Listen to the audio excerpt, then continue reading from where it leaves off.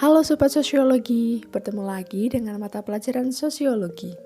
Pada video kali ini, kita masih akan membahas mengenai materi Sosiologi untuk kelas 11. Pada video-video sebelumnya, teman-teman sudah mempelajari tentang kelompok sosial, masalah dan eksklusi sosial, dan juga kesetaraan sosial. Nah, sekarang coba kalian amati foto tersebut. Apa sih yang terlintas di pikiran kalian kalau melihat gambar tersebut? Ya, betul sekali. Kali ini kita akan melanjutkan materi, yaitu mengenai konflik sosial dan resolusi. Sobat Sosiologi pasti sudah sangat familiar, bukan, dengan istilah konflik? Pasti di antara teman-teman pernah nih melihat suatu konflik atau bahkan kalian yang mengalaminya sendiri. Sebelum lanjut ke videonya, kita mau tahu dulu nih pengetahuan teman-teman tentang konflik itu udah seberapa jauh sih? Silahkan kalian jawab beberapa kuis ini terlebih dahulu ya. Wah, sebagian besar dari kalian sudah paham nih mengenai gambaran materi kita hari ini. Jadi Sobat Sosiologi semuanya, tujuan pembelajaran kita itu ada 3, yaitu mengetahui klasifikasi konflik sosial, mengetahui dampak konflik sosial, dan yang terakhir yaitu resolusi konflik sosial. Maka dari itu, langsung saja kita bahas materi pertama kita. Sebagai pengantar, teman-teman akan mempelajari mengenai hakikat dan teori konflik sosial terlebih dahulu. Sobat Sosiologi wajib menyimak video ini sampai habis ya, karena akan ada banyak sekali informasi yang dapat menambah pengetahuan kalian. Yuk langsung saja kita mulai. Pada awal pembahasan kita ini, akan lebih baik jika Sobat Sosiologi mengetahui definisi dari konflik itu sendiri. Nah, di sini ada tokoh-tokoh sosiologi yang turut serta menyumbangkan pemikirannya tentang konflik sosial nih. Tokoh yang dimaksud adalah Suryono Sukanto dan Robert M.Z. Lawang. Yang pertama adalah Suryono Sukanto. Menurut Suryono Sukanto, konflik merupakan proses sosial individu atau kelompok yang berusaha untuk memenuhi tujuannya dengan jalan menentang pihak lawan yang disertai ancaman dan atau kekerasan. Dari definisi ini dapat kita lihat bahwa konflik ini bisa terjadi pada level individu dan kelompok. Nah, kenapa sih hal tersebut bisa terjadi? Hal ini terjadi karena individu atau kelompok berusaha untuk memenuhi tujuannya, memenuhi kebutuhannya, dan mencapai apa yang mereka inginkan. Namun dengan jalan menentang atau terjadi konfrontasi dengan pihak lawannya dalam mencapai tujuan tertentu. Selanjutnya adalah definisi menurut Robert M.Z. Lawang.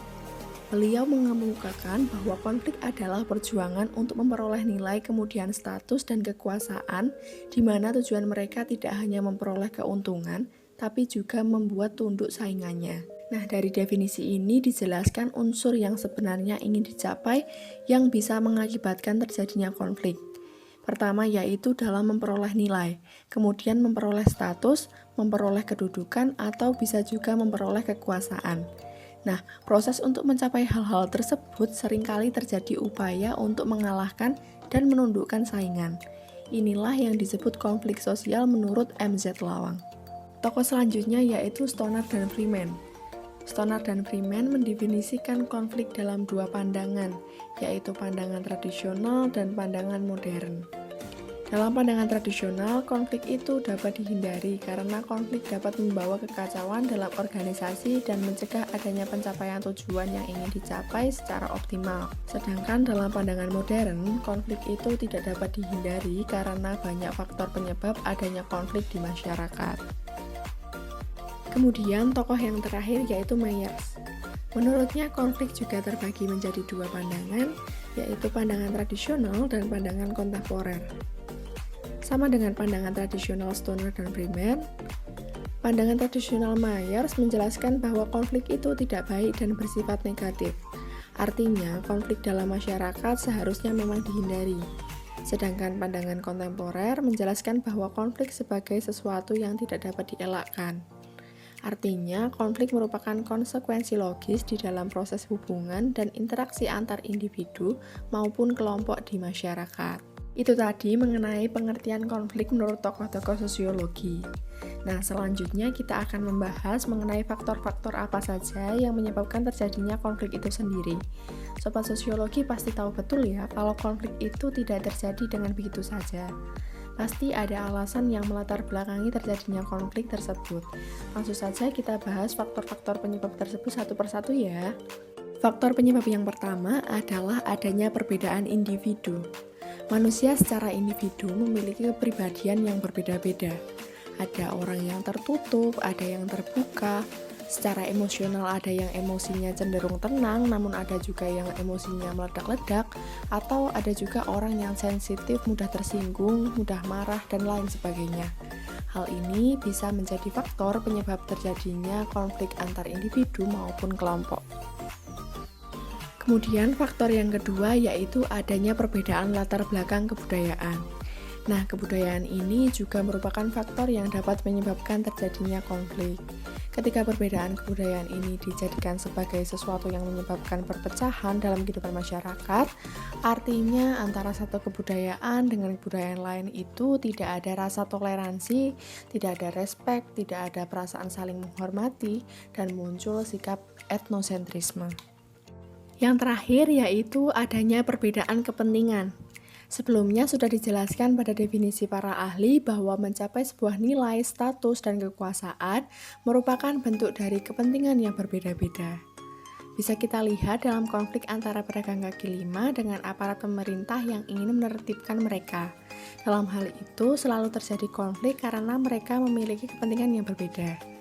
Para PKL memiliki kepentingan untuk mencari nafkah, sedangkan aparat pemerintah ingin menertibkan kawasan tersebut supaya lebih rapi dan mengembalikan fungsi trotoar yaitu hanya untuk pejalan kaki. Nah, itu tadi ketiga faktor penyebab terjadinya konflik dalam masyarakat. Pembahasan selanjutnya adalah mengenai teori konflik sosial. Di sini ada 3 tokoh yang akan memberikan pandangannya mengenai konflik. Yang pertama adalah Lewis Coser. Ia mengemukakan ada 2 bentuk konflik, yaitu konflik realistis dan konflik non-realistis. Yang pertama yaitu konflik realistis. Konflik ini merupakan konflik yang berasal dari kekecewaan individu atau kelompok atas tuntutan maupun perkiraan-perkiraan keuntungan yang terjadi dalam hubungan sosial. Misalkan saja konflik antara buruh dan majikannya. Para buruh merasa kecewa dengan penghasilan yang mereka terima tidak setimpal dengan pekerjaan yang telah mereka lakukan. Nah, dari kekecewaan inilah muncul yang namanya konflik realistis. Kemudian selanjutnya juga ada konflik non-realistis, yaitu konflik yang bukan berasal dari tujuan persaingan, melainkan kebutuhan untuk meredakan ketegangan. Kita bisa lihat dalam upaya masyarakat untuk menjatuhkan pihak lain melalui ilmu-ilmu gaib seperti santet. Penggunaan ilmu hitam ini sebenarnya hanya untuk meredakan saja. Apakah dampaknya benar-benar bisa menyelesaikan konflik? Tidak ada jaminan untuk itu. Penggunaan santet hanya dilakukan supaya ada rasa lega dan meredakan ketegangan saja. Selanjutnya yaitu teori konflik menurut Karl Marx. Menurutnya, konflik ini hadir sebagai dampak dari adanya perkembangan kapitalisme. Seiring dengan berkembangnya kapitalisme, maka muncul 2 golongan kelas sosial dalam masyarakat, yaitu kaum borjuis dan kaum proletar. Kaum borjuis adalah para pemilik modal atau sering disebut sebagai kaum kafir paliser, sedangkan kaum proletar adalah kaum buruh yang tidak memiliki aset produksi. Sobat sosiologi sekalian, pertentangan antara 2 kelas sosial ini di mana kaum buruh harus bisa merebut aset-aset atau kepemilikan alat produksi dari kaum borjuis sehingga nantinya tidak ada lagi polarisasi kelas sosial seperti ini sehingga terciptalah masyarakat tanpa kelas. Tidak ada yang miskin dan tidak ada yang kaya. Nah, inilah pendapat dari Karl Marx tentang teori konflik. Nah, kemudian teori yang terakhir yaitu dikemukakan oleh Ralph Dahrendorf. Ia mengemukakan bahwa masyarakat memiliki 2 sisi yang berbeda, yaitu konflik dan kerjasama. Jadi ada yang bersifat asosiatif dan disosiatif. Kita bisa ibaratkan dengan mata uang yang memiliki 2 sisi. Yang pertama kerjasama dan sisi yang kedua ini konflik. Namun keduanya memiliki unsur yang sangat bertolak belakang. Ya, inilah konflik merupakan bagian dari masyarakat dan tidak dapat dihindari. Dahrendorf juga tidak memandang masyarakat sebagai sebuah hal yang statis, namun bisa berubah oleh adanya konflik di masyarakat. Dari konflik dan pertentangan yang terjadi, ada dampak positif yang bisa menciptakan perubahan sosial.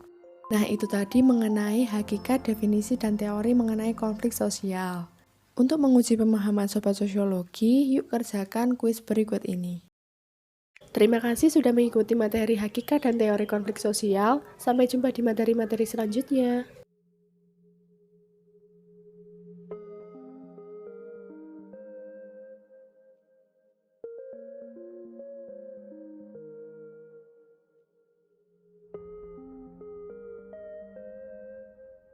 Dan jangan lupa yel-yel kita. Sosiologi, asik! Sosiologi asik. Halo semuanya, bertemu lagi dengan video sosiologi. Pada video sebelumnya kita sudah membahas ya tentang hakikat dan teori konflik sosial. Masih pada ingat nggak nih? Kali ini kita akan melanjutkan pembahasan mengenai konflik. Sebelumnya, teman-teman semuanya tahu gak sih apa aja macam-macam konflik? Oke, sebelum masuk ke ini pembahasan, isi dulu yuk kuis sosiologi kali ini. Wah, sebagian dari sobat sosiologi udah pada tahu nih pengklasifikasian konflik. Bener banget ya teman-teman, konflik itu bisa diklasifikasikan dalam 6 macam. Pada video kali ini kita akan fokus pada materi yang kedua, yaitu klasifikasi konflik sosial menurut ahli dan berdasarkan kriteria tertentu. Langsung aja yuk kita bahas klasifikasi konflik sosial yang ada di masyarakat. Oke, jadi yang pertama, konflik berdasarkan tujuan organisasi. Nah, konflik berdasarkan tujuan organisasinya ini dapat dibedakan menjadi dua nih, yaitu konflik fungsional. Konflik fungsional sendiri merupakan konflik yang mendukung tercapainya tujuan organisasi dan bersifat konstruktif. Misalnya nih, terjadi pertentangan atau ketegangan antar manajer di suatu perusahaan. Nah, kedua manajer tersebut terlibat konflik, namun dari konflik tersebut justru malah meningkatkan kinerja mereka di perusahaan karena masing-masing individu tersebut berusaha untuk memperbaiki kinerja mereka sehingga pada akhirnya konflik itu bisa bersifat konstruktif yang mengakibatkan adanya kemajuan di perusahaan. Kebalikannya dari konflik konstruktif tadi, selanjutnya ada konflik disfungsional. Konflik disfungsional merupakan konflik yang menghambat tercapainya suatu tujuan organisasi dan bersifat destruktif. Misalnya nih, di suatu sekolah terhadap konflik antara kepala sekolah dengan kepala tata usaha. Nah, ketika konflik ini terjadi, masing-masing individu akan mempertahankan egonya sehingga tujuan atau pelaksanaan dari kinerja masing-masing individu tersebut terganggu. Nah, sehingga secara keseluruhan performa sekolah tersebut juga mengalami penurunan dan kemunduran. Nah, itu dia yang dinamakan konflik destruktif yang menghambat tercapainya tujuan organisasi. Konflik ini juga sangat merugikan karena bukannya membawa kemajuan, tetapi malah menghancurkan organisasi tersebut. Yang kedua ada konflik berdasarkan posisi pelaku yang berkonflik. Nah, pengklasifikasian pada konflik ini ada dua nih, yaitu konflik vertikal. Kita buat piramida seperti ini, maka konflik vertikal adalah konflik yang terjadi antar kelas sosial yang berbeda. Konflik vertikal merupakan konflik antara buruh dengan majikan dalam suatu perusahaan. Buruh dan majikan merupakan dua orang yang berasal dari kelas yang berbeda, ya kan? Sedangkan konflik horizontal adalah konflik yang sifatnya sederajat. Kalau tadi konflik vertikal berhubungan dengan konsep stratifikasi, maka konflik horizontal berhubungan dengan konsep diferensiasi. Misalnya, terjadi konflik antara suku yang satu dengan suku yang lainnya. Suku, agama, dan ras dianggap sebagai sesuatu yang horizontal karena semuanya dianggap memiliki kedudukan yang sejajar. Tidak ada satupun unsur tersebut yang lebih ditinggikan atau mendapat keistimewaan khusus. Yang ketiga, konflik berdasarkan sifat pelaku yang berkonflik. Nah, konflik berdasarkan sifat pelaku yang berkonflik ini terbagi menjadi konflik terbuka. Konflik terbuka itu apa sih? Konflik terbuka adalah konflik yang diketahui oleh semua pihak yang berkonflik. Kenapa disebut terbuka? Karena semua orang dapat menyaksikan konflik yang ada, misalnya nih, tawuran atau perang. Nah, perang ini juga merupakan konflik terbuka karena semua orang bisa menyaksikannya. Lalu yang tadi ya sebaliknya ada konflik tertutup. Nah, konflik tertutup ini adalah konflik yang hanya diketahui oleh orang-orang atau kelompok yang terlibat dalam konflik. Misalnya, terdapat permasalahan yang menuju ke konflik pada suatu organisasi. Dalam hal ini, konflik yang terjadi hanya diketahui oleh kelompok yang ada di organisasi tersebut dan bersifat privat. Yang keempat, konflik berdasarkan waktu. Klasifikasi dari konflik ini adalah konflik sesaat atau spontan. Konflik sesaat adalah pertentangan yang terjadi dalam waktu singkat atau sesaat. Misalnya nih, konflik yang terjadi di jalan raya. Sebut saja ada dua pengendara A dan B yang sempat cekcok karena pengendara A menyalip pengendara B. Pengendara B yang kaget karena disalip kemudian mengomel nih kepada pengendara A. Namun setelah itu konflik tidak berlanjut dan begitu saja. Kemudian ada konflik berkelanjutan. Konflik ini adalah konflik yang cukup berat karena tidak pernah selesai dan terus-menerus terjadi dalam kurun waktu yang relatif lama, serta sangat sulit untuk diselesaikan. Contohnya, konflik yang terjadi antar saudara seperti berebut warisan dan lainnya. Kedua pihak memiliki ego tersendiri sehingga sulit untuk menyelesaikan konflik tersebut. Kalau di kancah internasional sih kita bisa lihat perang dingin antara Korea Utara dan Korea Selatan, Israel dengan Palestina. Konflik yang terjadi terus berkelanjutan dan bahkan belum selesai hingga saat ini. Yang kelima, konflik berdasarkan pengendalian. Kemudian konflik berdasarkan pengendaliannya itu ada konflik terkendali. Konflik terkendali merupakan konflik di mana para pihak yang terlibat dapat dengan mudah mengendalikan konflik sehingga konflik itu tidak meluas. Contohnya adalah ada dua siswa nih yang terlibat perkelahian di sekolah. Kemudian dilerai oleh teman-temannya dan dibawa ke guru BK. Nah, setelah itu dinasehatilah oleh wali kelas. Kemudian ada konflik yang tidak terkendali, yaitu konflik di mana pihak yang terlibat tidak dapat mengendalikan konflik tersebut sehingga akibatnya dapat meluas. Nah, biasanya konflik ini sulit dikendalikan karena jumlah massa yang terlalu banyak.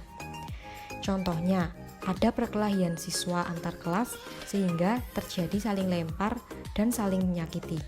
Klasifikasi yang terakhir atau yang keenam adalah konflik berdasarkan sistematika. Nah, konflik berdasarkan sistematika itu dibagi menjadi dua, yaitu konflik sistematis.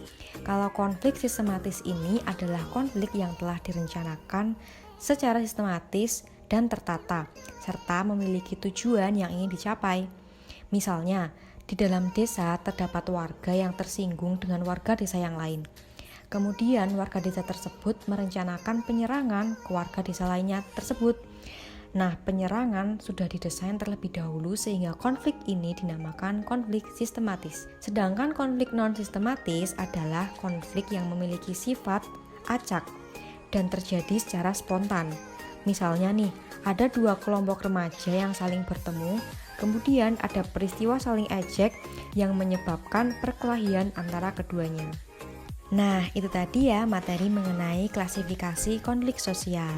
Gimana nih teman-teman, udah pada paham belum? Nah, untuk menguji pemahaman sobat sosiologi, yuk kerjakan dulu kuis berikut ini.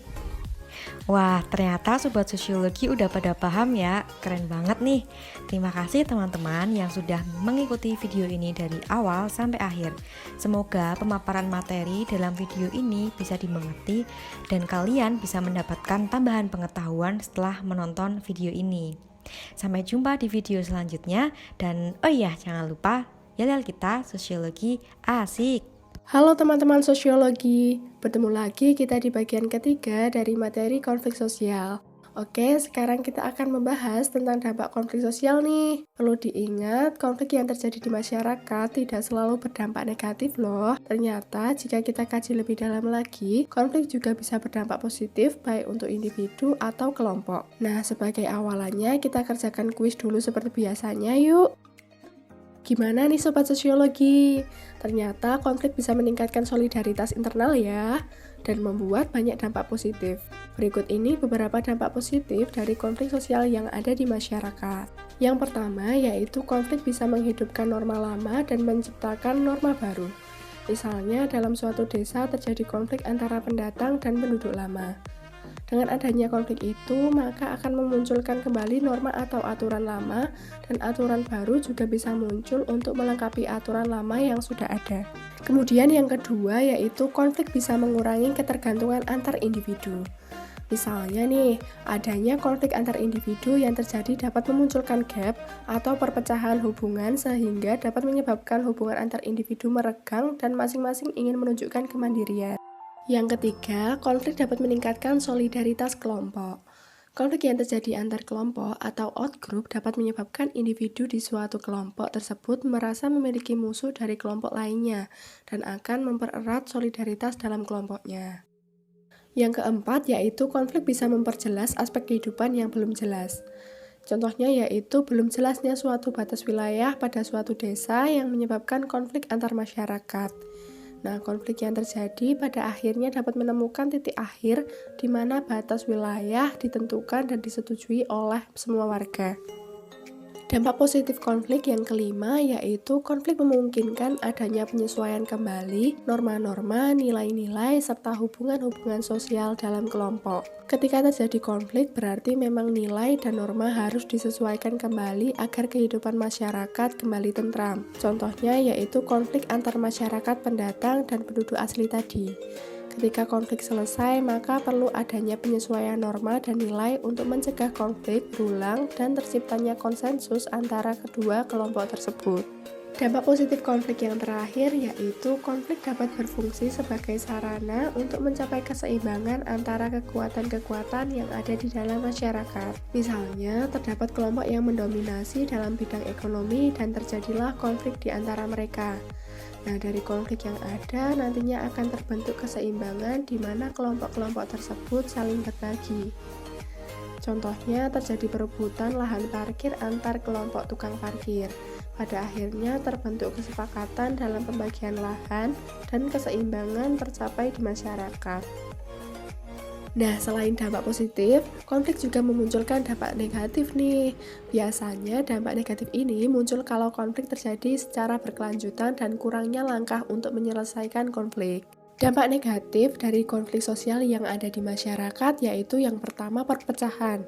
Konflik dalam masyarakat cenderung membuat perpecahan dan ketidakharmonisan. Misalnya, konflik internal suami istri dapat membuat perselisihan, bahkan permusuhan hingga perceraian. Selanjutnya yang kedua yaitu permusuhan. Permusuhan juga menjadi buntut dari konflik. Ketika terjadi konflik, biasanya hubungan yang erat akan longgar bahkan terputus.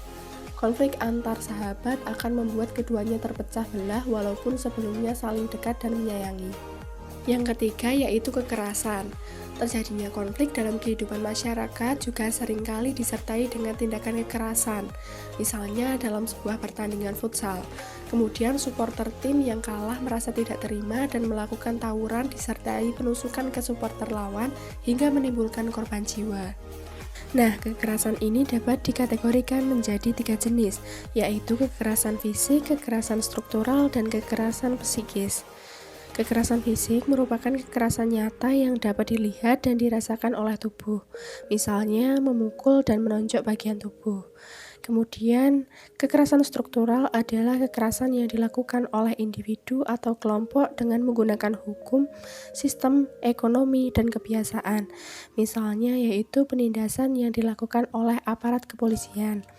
Dan yang terakhir yaitu kekerasan psikis, yang mana jenis kekerasan ini ditujukan pada rohani atau jiwa seseorang. Contohnya yaitu adalah bullying. Dampak negatif yang keempat yaitu adanya perubahan kepribadian.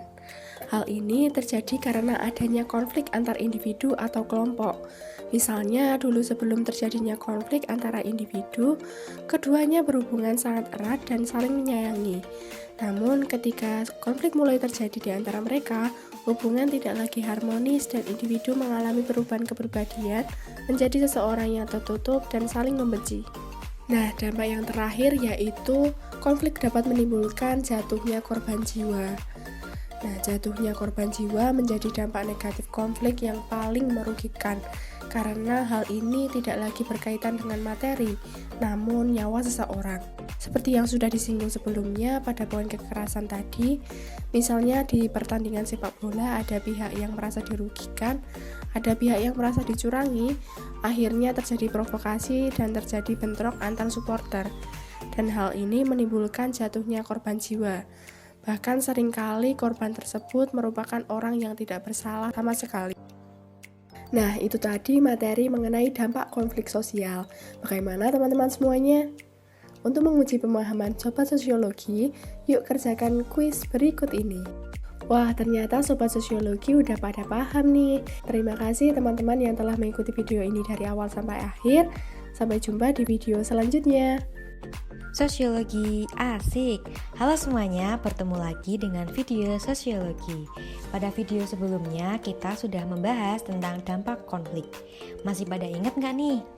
Nah, kali ini kita akan melanjutkan pembahasan mengenai konflik. Sebelum masuk ke inti pembahasan, isi dulu yuk kuis sosiologi kali ini.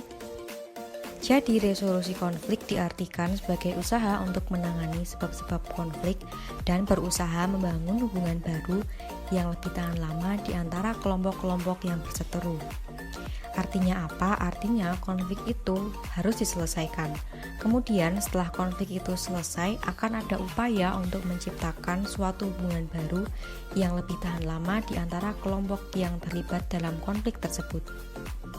Nah, Lewin mengatakan bahwa resolusi itu merupakan tindakan mengurai suatu permasalahan, pemecahan, atau penghapusan permasalahan.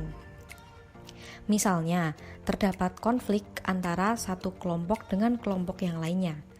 Kemudian konflik tersebut diuraikan satu persatu lalu dipecahkan. Apa penyebabnya, bagaimana cara mengatasinya, atau menghilangkan permasalahan. Nah, kemudian menurut Weizmann, yaitu masalah sosial harus diselesaikan secara bersama-sama atau solve a problem together. Resolusi konflik ini harus melibatkan kedua belah pihak yang berkonflik.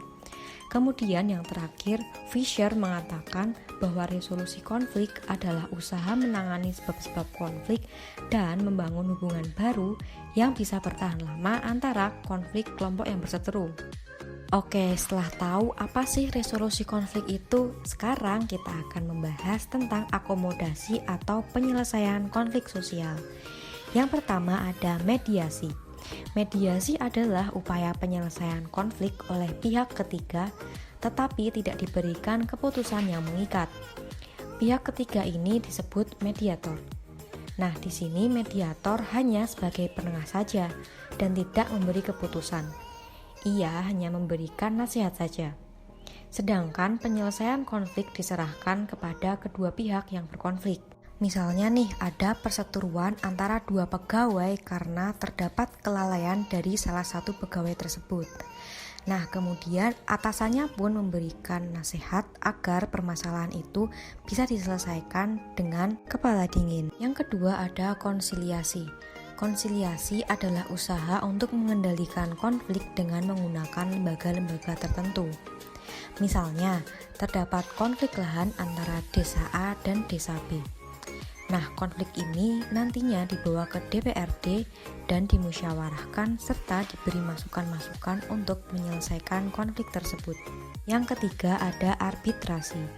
Nah, arbitrasi ini adalah upaya menyelesaikan konflik yang dilakukan melalui pihak ketiga dengan memberikan keputusan yang harus ditaati dan diterima. Berbeda ya dengan mediasi tadi, dalam arbitrasi ini pihak ketiga memiliki wewenang untuk memberikan keputusan terbaik dalam menyelesaikan konflik. Misalnya, terdapat konflik antara siswa A dan B, kemudian konflik ini diselesaikan oleh gurunya. Maka keputusan gurunya harus diterima dan ditaati oleh kedua belah pihak yang berkonflik tersebut. Yang keempat ada kompromi. Kompromi adalah upaya penyelesaian konflik dengan mengurangi tuntutan dari kedua belah pihak.